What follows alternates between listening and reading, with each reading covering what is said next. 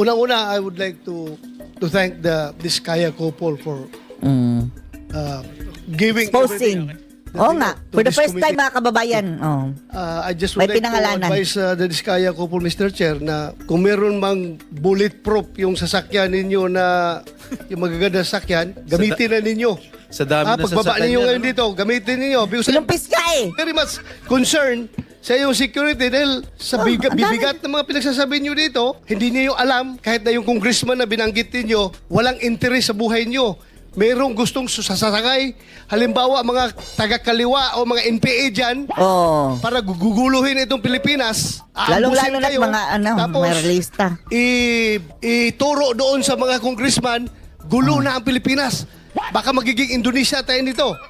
Kaya mag-ingat kayo. I advise you to take all the necessary precautionary measures as far as your safety is concerned. Ngayon, tanungin ko kayo, meron kayong sinabi na isang congressman o ilang congressman ba nagsabi na kaya ganito kalaki ang SOP na hiningi namin sa inyo, 25% to 30%. Dahil hindi lang sa congressman ito, hindi lang ito sa akin, kundi binibigyan namin si Congressman Saldico at saka si Speaker. Ayun. Alam ba nyo kung ilang porsyento dito napupunta kay Speaker, ilang porsyento napupunta? Pwede mag-sample ka ng amount? Di ba? Gusto nating malaman mga kababayan, magkano yung 25%, 30%? Example na project, di ba malulula kayo mga kababayan sa laki? Kay Saldico sa 25% na ito?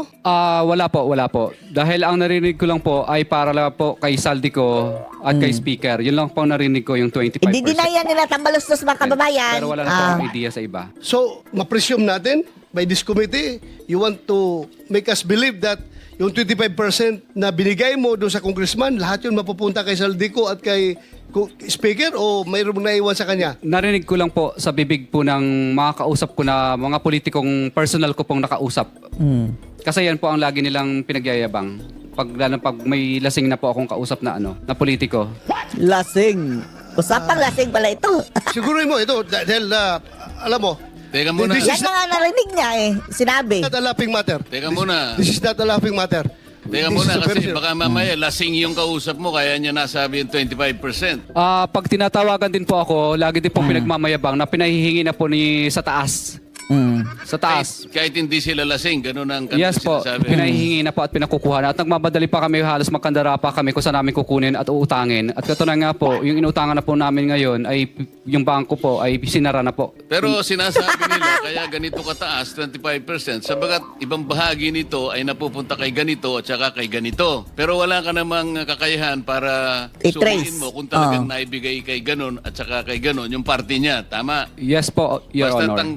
Basta kinuha niya lang, kaya ganito Maghuhugas kamay nito si Zaldico at mga kababayan, Romualdez.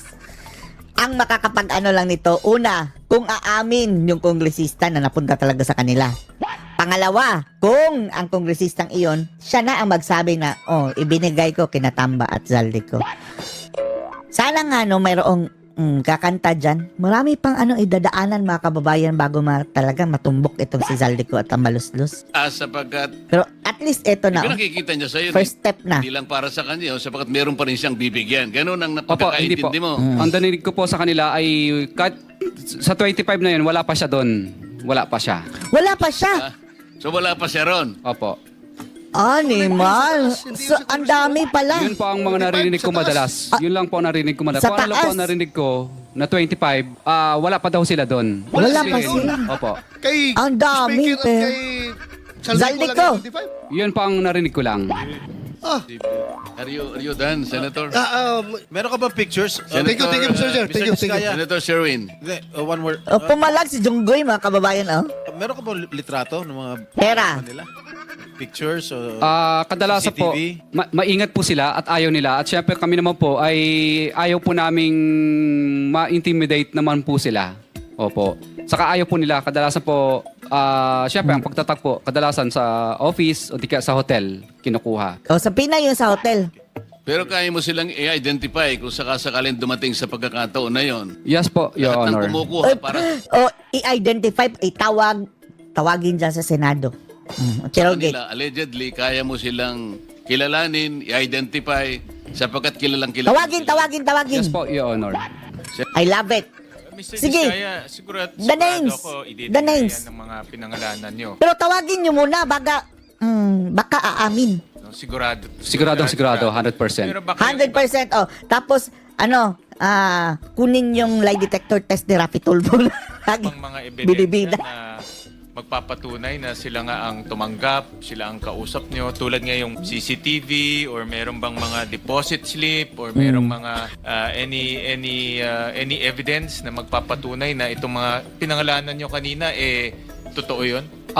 Ledger lang po at saka Ledger. yung parang Wala voucher kasi yan, po kay yun. paper Opo, trail. pero hindi nila pinirmahan yun. For our records lang po yun. At pangalawa po, ang talagang tunay na panaka-ebidensya po ay talagang natuloy yung project. Kasi pag hindi ka po nagbigay, mutual terminated, o di kaya right of way problem ang kakaharapin mo, o di kaya mararanasan mo ang lahat ng hindi mo mararanasan tulad ng hindi ka makakolekta. Kasi protected po sila ng mga ng mga ano po. Pero ang congressman, wala naman silang kinalaman sa implementation ng project. Hindi nga re-releasean. Ang daming impluensya ng mga kongresista eh. Ano ka ba? Are you born yesterday? Yun eh. So hindi nila pwedeng sabihin may right of way problem ka, meron kang Hindi naman sila ang mag-ano niyan. Gagawa. Mag-uutos lang. pwede nila i-terminate yung bidding. Ang pwede lang mag-terminate ng bidding ay yung district engineer. Kaya Pag nakasabwat. tinanggal po nila si district engineer o di kaya sa regional director, mamimili na lang po yung director at saka DE. Patanggal ka o sumunod ka sa Hindi pinagagawa nga, ko? ang congressman, hindi naman niya Kasabwat pwede kasi. pakialaman yung implementation ng project. Regional lang at district engineer. Opo, tama po. So Tama. paano niya papakancel yung project ninyo kung Ah. hindi niya Kagaya nga ng sabi ni Abante, tinanong ko sa aking district engineer. Aking district engineer, animal. Diyan pa lang mga kababayan, kitang-kita na mayroong interaction niyang kongresista at mga engineer ni PWH. kontrolado yung implementation. Ano po, tatawagan lang niya yung DE tsaka RD para singilin po. So ibig sabihin nito mga politiko may control dito sa RD Di mo ba alam? at DE. Siguro, 100% po. 100% yun. At sa pagkaalam mo, itong DE at RD na Si mga Hart? Ala, akala natin si Hart. may control sila, meron ring Sa likod, maganda rin, Parang si Hart. sa mga proyektong nabanggit mo, itong mga proyekto, itong mga Ano yun ni staff ni Sherwin Gatchalian? Mahilig sa magaganda. politikong nabanggit. Sino bang asawa nitong si Sherwin? Di ba maganda rin, beauty queen? Ingat ka sa mga staff niya. Itong itong DE at RD. Ano po, Parang si Hart, no? I invoke my rights po. Kasi po, Sinabi mo na yung mga politiko, sabihin mo na lahat. Hindi po, I invoke my rights po kasi syempre natatakot din po kami sa aming kaligtasan. Wala pa po kaming protection. At saka po, I invoke my rights kasi po, tag doon yung session na, ang tag sa session na... Executive. session ko lang po siguro kung Pwede yun. gusto niyo kwento ko Mag-request sa ka na inyo. lang ng executive session. Opo, sa mga ganyang klase po ng bagay. So, yun ang... Executive session na muna. Tama, kasi sinabi mo na lahat. Bakit i-invoke mo pa Kasi yun? ang nilista ko lang po dito, Mr. Chair, is yung 25% Sure. lang. Magta-tell all ka, lubusin mo na. Diba? Andiyan na tayo eh. Matay ka. This connection, I think, Mr. Diskaya, Mr. Chairman, just to finish lang, Mr. Chairman. Hindi, kailangan ko lang masabi Ay, ito. sige. Kasi sa Republic Act 6981, Section 4, ito yung batas natin, may kinalaman sa paghingi mo ng proteksyon na maaaring makatulong sa inyo. Sinasabi yung ganito, witness in legislative investigations. In case of legislative investigations na nangyayari nga po ngayon, in aid of legislation, Cargo a mo na yan, witness Makoleta, ha? with his express consent may be admitted into the program upon the recommendation of the legislative committee where his testimony is needed when in its judgment there is pressing necessity therefore, provided that such recommendation is approved by the President of the Senate. So kung gusto mo na mangailangan ka ng protection, ang committee ito sa pamagitan ng ang aming kakayahan, irerekomenda natin sa Presidente ng Senado at kapag ito'y kanyang pinirmahan, ay magkakaroon ka ng protection na nilalaman ng batas na ito. So pumapayag ka. Sa witness. Yes po, Mr. Okay. Chair. Si Bitoy, alerto si Bitoy, mga kababayan. Yes po, Mr. Okay. Chair. Good job, Bitoy. Proceed. We've all been there. You get a tablet, and the first thing you think is, this is great. for watching videos. What? But tablets are slowly becoming laptop replacements. The only problem is that tablets that can usually come with hefty price tags. But what if I told you you could get a PC-like experience with a fantastic display that you can still enjoy watching videos on, great battery life with a form factor that's still sleek and thin without breaking Mr. Chairman, may I move to also subpoena the district engineers and regional engineers? Yung in mga connection bagman, with the isabihan politicals nyo. that were mentioned earlier. Dahil alam naman ho natin na mambabatas ho, bawal makialam sa implementation ng project. That's post-enactment, which is unconstitutional. Pero parang lumalabas ho sa kwento ni Mr. Diskaya, may control. Tama po ba?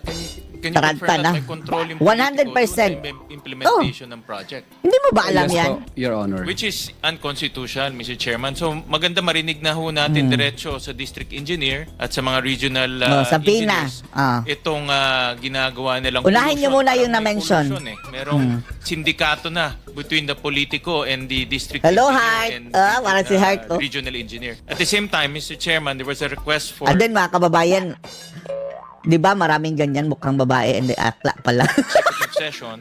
Uy, I lawit. also suggest to pursue that executive session without prejudice to informing the public on that information if we find that the public needs to know that information. Kasi ako naniniwala, Mr. Diskaya, sinabi nyo na lahat eh. Tuloy na natin to. In the name of the truth. Diba? In the name of justice. In the name of fighting corruption. Kasi kung itatago natin to, wala ho talagang pupuntahan to.